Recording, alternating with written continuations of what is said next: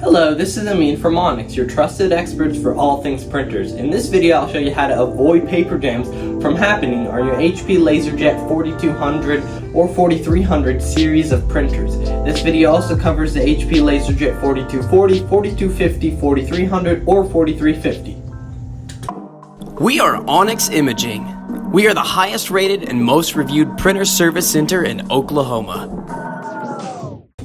This video is not intended to show you how to clear a paper jam, instead how to avoid paper jams from happening.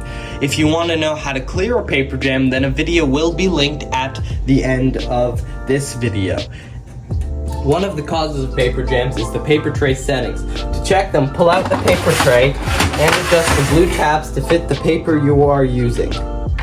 Make sure they're locked into place. The tabs can be moved to print different types of paper such as envelopes, cards, and more, but don't go past the max indicator on the sides or your printer may jam.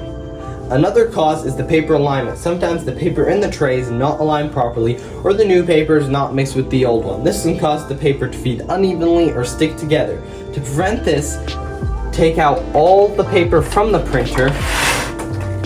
When adding new paper, remove all the paper and then mix them together.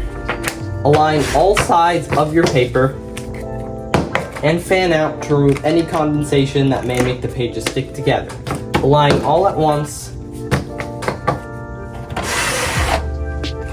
Finally, put the paper back in the tray and make sure it is not too loose or too tight.